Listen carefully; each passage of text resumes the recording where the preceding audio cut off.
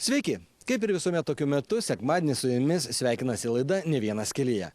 Tikriausiai šios savaitės tema turėtų būti žiemos šalčiai, o šios savaitės klausimas – ar užvedei automobilį? Tačiau apie šalčius šiek tiek vėliau, o dabar kiti reikaliukai. Mano kolega Valdas sugalvojo tapti policininku. Žinoma, nerimtai, bet manau, ne be pagrindo.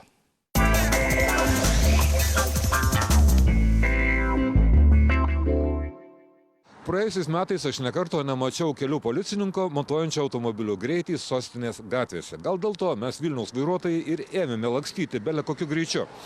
Taigi šiandien mes nutarėme atlikti eksperimentą. Įsigijome štai tokį aparatą, taip vadinamą sceną, ir pamatuosime automobilių greitį skirtingose Vilniaus gatvėse.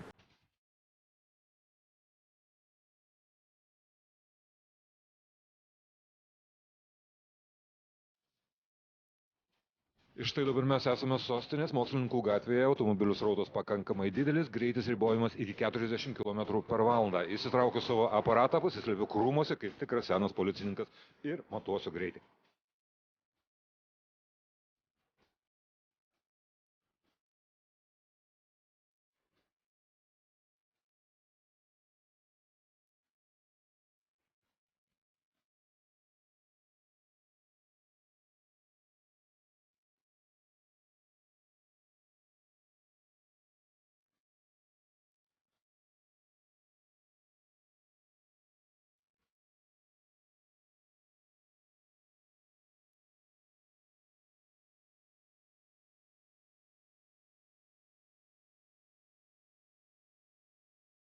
Taigi sostinės Mokslininkų gatvėje ilgai neužtrukome. Padirbėjome 15 minučių ir per tą trumpą laiką greitį viršijo 12 automobilių. Tiesa, jų greitis nebuvo milžiniškas. Dauguma viršijo greitį nuo 10 iki 20 km per valandą. Anksčiau policininkai, tiksliau milicininkai darydavo taip. Atsisėda dviese autobusų stotelėje, pasiima feną ir matuoja automobilių greitį. Laukia nusidėjėlių. Taigi aš dabar esu Molėtų plente, Vilniuje Molėtų plente, išvažiavimas iš Vilniaus. Čia greitis ribojimus iki 60 km per valandą, tačiau jeigu jūs bandysite važiuoti 80 km per valandą, jūs lenks visi.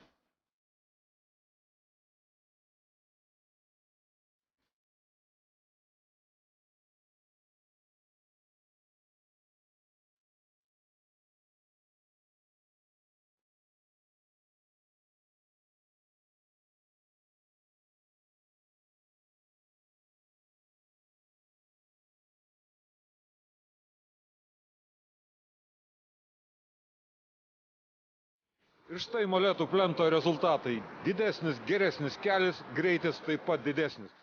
Greitį viršijo absoliučiai visi automobiliai, jų greitis buvo nuo 15 iki 30 km didesnis, negu reikalauja kelių eismo taisyklės.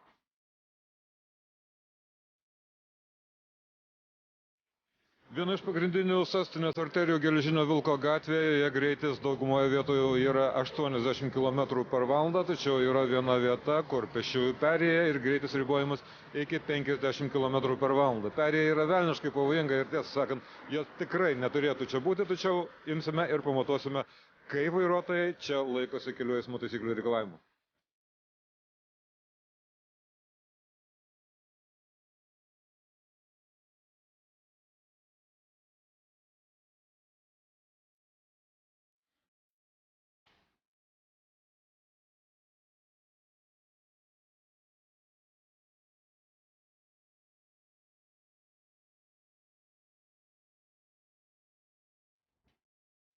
Ir štai pabuvę tik keliolika minučių pagrindinėje Vilniaus arterijoje Geležinio Vilko gatvėje, kur greitis ribojimas iki 50 km per valandą, turime akivaizdžią išvadą. Nei vienas vairuotojas nevažiavo 50 km per valandą greičiu.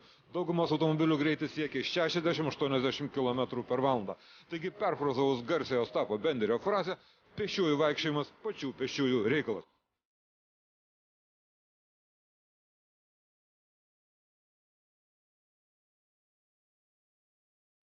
Kadangi rimtai ėmėmės ištirti eismo srauto greitį Vilniaus gatvėse, atvykome į pačią sostinės širdį Gedimino prospektą.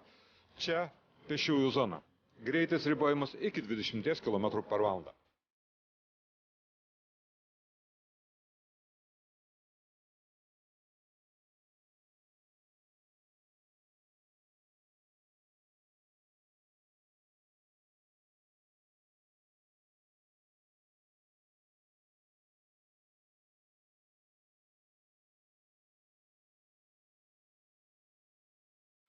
Pašalę 15 minučių Gedimino prospekte sulaukėme praeivių palaikymo. Jie gyrė mus ir džiaugiasi. Man sakė, kad automobiliai čia nuolat laksto, o policijos niekada nematė.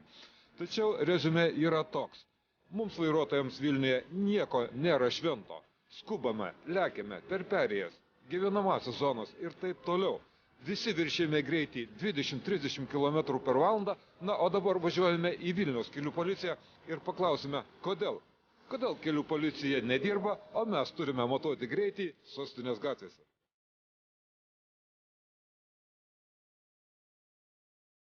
Šiais metais tikrai neplanuojame įsigyti naujų greičio matuoklių, kol kas naudojamės tais, kuriuos turime, tai yra pagrindiniai montuoti į automobilius ir įrengti nedažytose automobiliuose.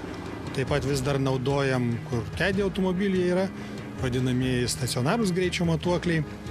Taip pat dar turime galimybę specialių akcijų metu, kada skelbiama Lietuvos mastu, naudotis rankiniais greičio matuokliais. Bet šiuo metu yra pateiktas projektas Vidaus reikalų ministerijai tam, kad įsigyti, manome, apie 40 greičio matuoklių, kuriuos galbūt ne šiais, kitais metais bus bandoma įsigyti ir pradėta naudoti Lietuvos keliuose. Tai kadagi Lietuvos vairuotojams reikėtų susimastyti, kad greičio viršyti galbūt nederėtų, nes kažkur gali būti policija, kuri už tai gali bausti? Aš manau, kad apie tai reikia mąstyti jau dabar, o ne kažkada ateityje, kadangi pagrindinė eismo įvykio priežastis taip pat yra greitis. Didesnis greitis negu priklauso. Todėl laukti, kol policija įsigys naujus greičio matuoklius, tikrai neverta. Reikia pirmiausia rūpintis savimi. Taigi kol kas, kasdien sostinėje pareigūnų su greičio matuokliais rankoje matyti neišvysime. Tačiau noriu perspėti, kad užmiestyje stacionarūs greičio matuokliai veikia pilnu pajėgumu. O ir užmiestyje ir mieste nuspaudę greičio pamainą daugiau nei pridera, galinio vaizdo veidrodėlėje galite išvysti nežymėto policijos automobilio švyturėlius. Taigi netampykite liūto už ūsų ir neprovokuokite likimo pasukti kitą linkmę. Na, o dabar LNK kanale reklama ir mes pasimatysime netrukus po trumpos pertraukėlės.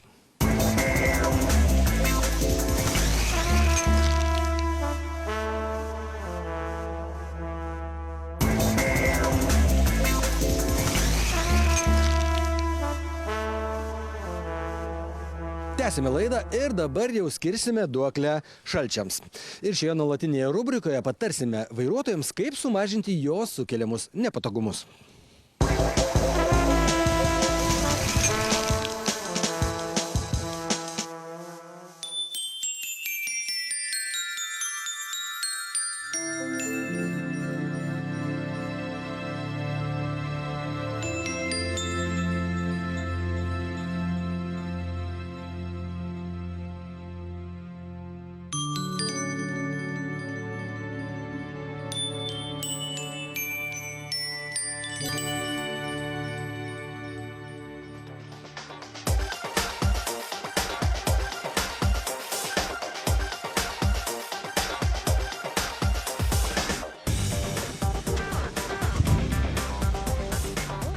Kaip Hamletas kažkada klausė, būti ar nebūti, taip vairuotojai kiekvieną šaltą rytą mąsto, važiuoti ar dar pašildyti variklį.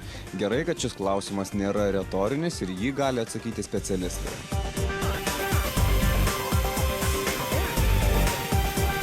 Amžinas klausimas. Žiemą, kai šalta, atsikėlus ryte, kai variklis visas automobilis atšalęs, užkūrus jį, ar reikia variklį pašildyti, ar galima iš karto važiuoti?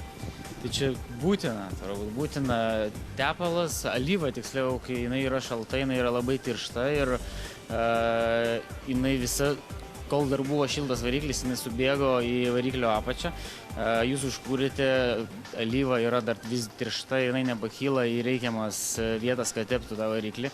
Todėl iš karto akceleruojant daug, padidėja rizika sugadinti variklį. Žodžiu, tepimo jisai neturi, arba turi labai nedaug. Pasiekus tam tikrą temperatūrą ir įšilus alyvai kažkiek, jinai suskystėja ir tada gali vaikščioti po visą variklį ir kaip tik sutepti visus agregatus. Kiek reikia tą variklį šildyti? Kuo daugiau, tuo geriau, bet žiūrim pagal situaciją, aišku, kad nieks nelauks 10-15 minučių šildant variklį, o sės važiuos tiesiog kažkiek bent jau, kad užvesti, kuo temperatūra laukia žemesnė, tuo ilgiau reikia šildyti, galima taip pasakyti. Ir jeigu iš tikrųjų laukia yra šalta -20, -25, gal ir daugiau, tai siūlyčiau užvesti ir bent jau 5 minutės leisti automobiliui padirbti laisvom apsukom. Jeigu tai yra keli laipsniai šalčio, tai tiesiog užvesti kelias minutės, leisti padirbti ir tada tik tai pradėti važiuoti. Jam šiek tiek padirbus, ar jau galima važiuoti aukštais ūkiais, ar jau galima gazuoti? Ne, vis tiek reikėtų važiuoti palaipsniui didinant tempą, tai netgi jeigu jūs iššildysit variklį iki darbinės temperatūros ir iššokį iš karto paspausit pilną akceleratoriaus pedalą, tai vis tiek nebus gerai, nes greičių dėžė alyva vis tiek nebus iššilus. Taip kad reikia vis tiek važiuoti švelnesniais judesiais, neužkeliant aukštai apsukų ir neduodant labai didelių apkrovų agregatams. Tai bet kuri detalė, bet kuris agregatas, kurioje yra alyva, turi įsidirbti, turi sušildyti alyvą ir tik tada dirbs normaliu tempu. Yra toksai būdas kaip išankstinis variklio pašildymas ir jis tikrai yra efektyvus.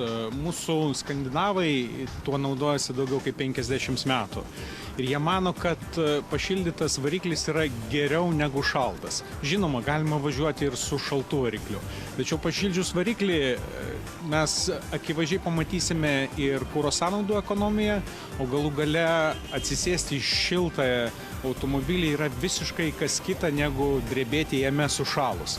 Sutikite, kad saugumo požiūriu šiltas automobilis, šiltas vairuotojas patogiai įsitaisęs yra geriau negu drebantis ir su vilnoniam pirštinėm. Kaip ta sistema veikia? Ar sudėtingas jos montavimas, ar ją galima įmontuoti į bet kokį automobilį? Elektrinis šildymas yra labai paprastai montuojamas. Iš esmės ši sistema yra modulinė, galima atskirai montuoti variklio šildymą, galima atskirai susimontuoti tik salono šildymą. Na ir skandinavai dar naudoja akumuliatorių įkrovimą, nes trumpų kelionių metu akumuliatorius dažnai būna ties išsikrovimo riba. Pats principas variklinio šildymo yra, kaip minėjau, paprastas. Tiesiog yra statomas tenas arba į variklio bloką, arba dažnai yra tiesiog statomas į aušinimo sistemos žarną. Ta operacija iš esmės trunka apie valandą, pusantros, yra žinoma ir sudėtingesnių atvejų. Taigi, užvedėte laukia paliktą automobilį, neskubėkite juo važiuoti iškart. Nuvalykite nuo jo sniegą, nugremžkite ledą nuo stiklų ir dar vienas dalykas. Kiekvienas vairuotojas prieš kelionę privalo apžiūrėti savo automobilį, įsitikinti, kad jo visi šviesos prietaisai yra nepriekaištingi, o taip pat ir galbūt patikrinti, ar yra pakankamas slėgis padangose. Tai užims dar kelias minutės, ir jūsų automobilis šiek tiek sušils. Na, o kitose laidose mes patarsime, ką daryti, kad neužšaltų jūsų automobilio stiklai iš vidaus, kad neužšaltų durelių spynelės, o ir pačios durys, kaip prailginti valytuvų tarnavimo laiką. Na, o dabar dar šiek tiek patarimų. Tikriausiai matėte praėjusioje laidoje rodytą reportažą apie langams skirtų skysčių tyrimą. Šiandien dar šiek tiek naudingos informacijos apie šiuos skysčius.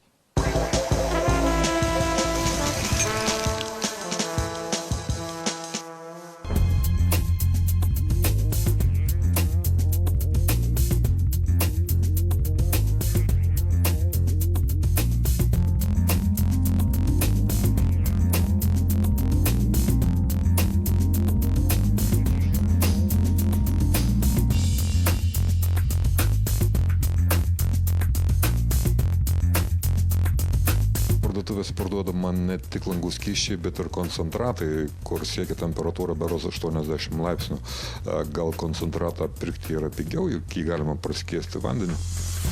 Dėl kainos pigumo nepasakyčiau, kad tikrai išeitų pigiau, nes skiedžiant vieną su vienu nebus, kad jeigu -80 užšalimo temperatūra deklaruojama ant koncentrato, praskiedus vieną su vienu, tu tikrai negausi -40 užšalimo temperatūrą. Tai dėl tos priežasties, kaip ir praskiedus, tu gauni vis dėlto žemesnę temperatūrą ir tai nėra toks labai jau ekonominis, bet jis yra labai geras dalykas, kai ateina minusas, ateina jau šalčiai, o tavo sistemoje nežinai, koks užpiltas langų ploviklis, ar jis likęs vėjas vasarinis, ar jis yra -5, tada visada rekomenduojame įsipilti koncentratą, tada gausis jau kaip ir skėstas produktas, bus didesnis sušalimo temperatūros produktas. Kai kurie langų skysčiai neturi gamintojo, parašyta tiesiog pagaminta ES, tad jeigu nepatiko skystis, įtarėte, kad tai yra blogas, tai kaip tada rasti gamintoją, kur kreiptis, į Briuselį važiuoti? Jeigu yra kažkoks logotipas ir pirkote prekybos centre ir turite kvitą, tai tikrai skundžiatės ten, kur jūs įsigijote šitą produktą. Jeigu nėra iš vis, net nėra nurodyta, koks tai brandas, ar nėra net gamintojo ir neaišku pas ką, tai jau labai jau sudėtinga situacija, kur skustis.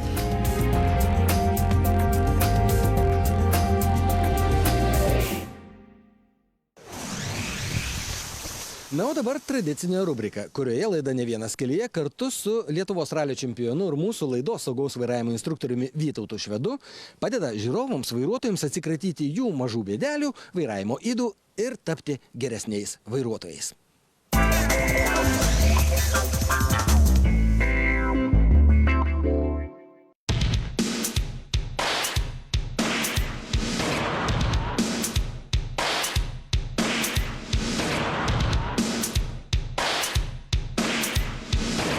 Vasarą socialiniuose tinkluose kreipėmės į vairuotojus.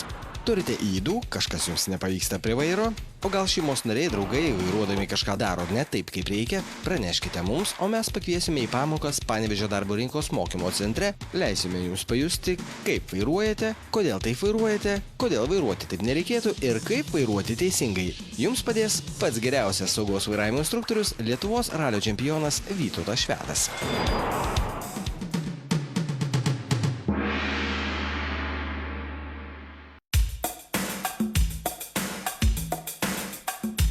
Jaunas vairuotojas, šviežias, mažai patirties.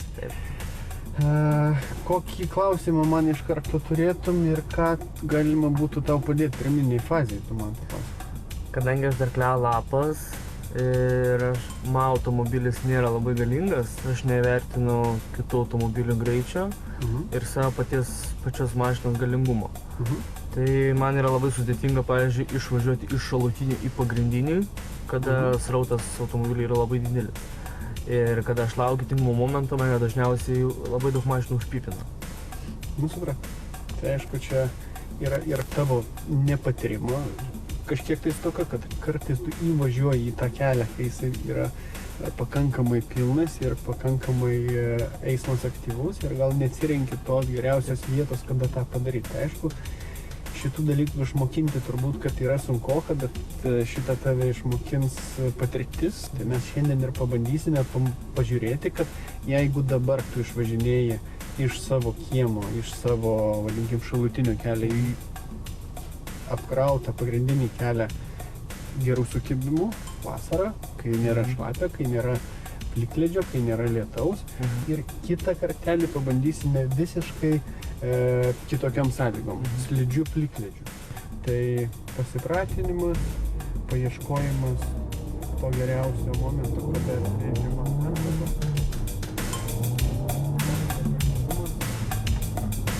Ir dabar galim paimti ir padaryti mažą eksperimentą. Pajudėjimo iš vietos eksperimentą, pasižiūrim, kaip greitai galima su, tarkim, šitu Peugeot automobiliu išvažiuoti nuo šalutinės gatvės iki pagrindinės gatvės. Tai galėtų būti atstumas koks 100 metrų, 150 metrų. Pasižiūrim, kaip greitai galima jį įveikti. Gali netgi tu nuspausti starto mygtuką, kai pradėsime ir kaip kirsime tuos du kolelius, paspausti dar kartelį.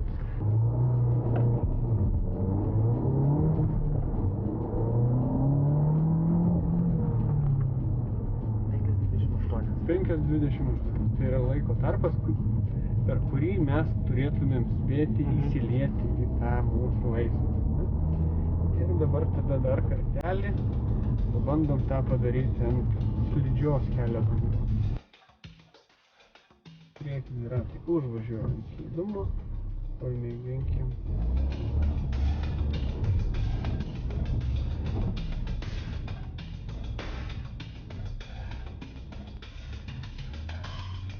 10 sekundžių. Dvigubai lėčiau. Tai vadinasi, dvigubai lėčiau mes išvažiuojam iš kelio į tą pagrindinį eismą, tai vadinkim, atstumas irgi turėtų būti dvigubai didesnis nuo važiuojančių pagrindiniu keliu.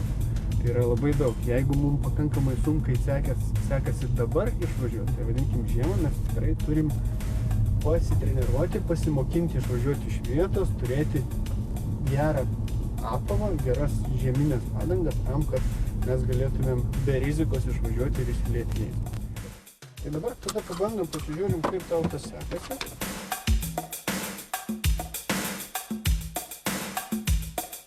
Pabandom pirmą kartelį pavažiuoti, prisipratinam, pasižiūrim, kaip tau iš principo sekasi, ne?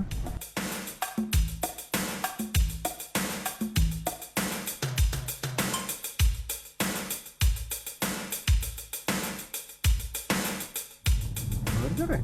Dabar pasibandom, pasižiūrim, kaip tau sekasi ir per kokį laiką tu irgi įveiksi tą pačią atkarpą.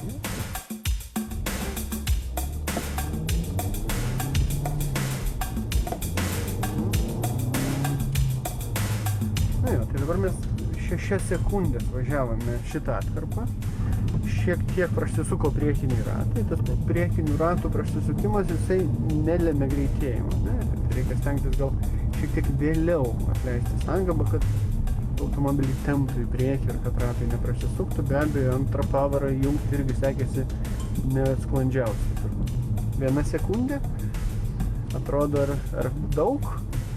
Iš principo per 1 sekundę automobilis važiuojantį 60 km/h greičiu tikrai nuvažiuoja nemažą atstumą ir tas lemia, kad net ir ta 1 sekundė atrodo nieko neleminti, bet jinai gali lemti pakankamai nemažai. Nors, aišku, ribas pasilikti, įvažiuoti ar nevažiuoti, stengtis įsilieti į eismą ar nesistengti įsilieti į eismą, reikia pasilikti žymiai didesnės.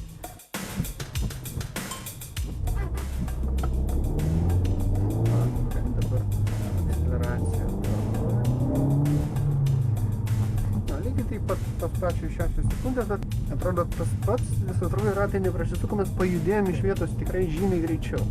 Ir to nebuvo prabuksavimo, kas mums leido sutaupyti apie pusę sekundės. Pavaros jungimas, jeigu tu jos nepataikai, tu gaišti laiką. Ir jeigu gaišti laiką, tas tavo tarpas, kada tau reikia įlysti į eismą, jisai gerokai susitraukia, sumažėja. Nu, dabar pabandom tada ant slidžios dangos. Ratai buksuoja, šitoj vietoje reikia jungti kuo didesnę pavarą, kad ratai kuo mažiau prasisuktų. Ir taip, mūsų laikas 11 sekundžių 75 šimtasios. Tai reiškia, kad dvigubai ilgiau užtrunkama. Kartą, švelniau, šiek tiek švelniau akceleracija ir stenkit gal net kažkiek pulsuojančiais akceleratoriaus sudėtys ieškoti sukibimo 12,5 sekundės. Tai principas yra tas pats, bet iš principo vėl per daug akceleracijos, nes danga mums neleidžia tiek akceleruoti. Tu jauti, ratai prasisukinėja, vadinasi, ką reikia daryti, atleisti akceleratoriaus pedalą, tam, kad svorio centras ir apkrovimas priekinės ašies būtų pakankamai didelis. Gerai, antrą pavarą siūlyčiau iš karto. Pirmą pavarą žiemą tik tai išjudami iš vietos. Ir švelniai. 12 sekundžių, rezultatas irgi panašus, bet surinkime mes važiuojam tikrai tą greitėjimo kreivę į priekį. Nors greitėjimu pavadinti tą sudėtingą, bet žiemą ir tam slidaus kelią reikia tikrai įprasti ir suprasti, kad tas sukibimas yra ne 1, ne 2, ne 3. Gali būti ir iki 10 kartų prastesnis. Tai reiškia ne tik tai greitėjant, bet ir stabdant. Tai turbūt plius minus mes šiandieninę pamoką, aš nežinau, ant kiek tu supratai, aš stengiausi paaiškinti. Ne, man čia yra labai iš tikrųjų didelė patirtis, plius išgirsti iš jūsų visas tas žinias, tai manau, ne kiekvienas gali išgirsti ir tuo gali pasidžiaugti. Visą laiką galvo, kad tu esi ne vienas kelyje, tolerancijos visiems, įskaitant nuo savęs. Pradėk nuo savęs ir pamatysi visas eismas po mažu keisis. Tai dėkui jums. Ačiū tau.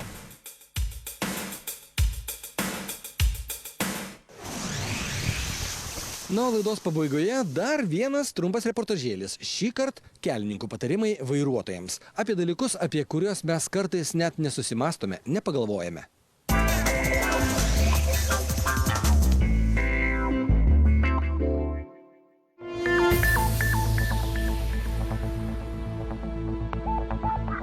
Kelininkai kasmet išbarsto kalnus druskos, valo kelius, išberta atrodo druska, jinai nukrenta ant kelio paviršiaus, turėtų iškart tirpinti ledą. Taip, jos paskirtis tokia, tačiau tas veiksmas iškart neįvyksta.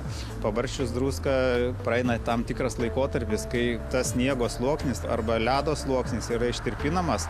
Todėl bet kokiu atveju pamačius kelininkų mašinas nebūtina akseleruoti, didinti greičio. Šlapias sniegas pabarsčius druską, jis tampa vadinama košė.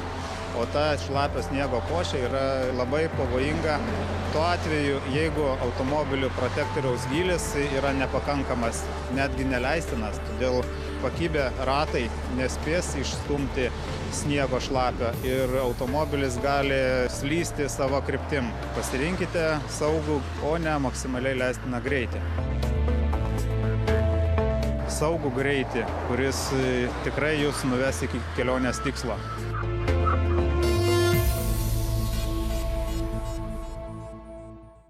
Štai ir laikas atsisveikinti. Taigi, prieš kelionę nepamirškite sušildyti automobilio. Ir jam bus veikiau, ir jūsų kelionė taps jaukesnė bei saugesnė. Sudie, gero kelio.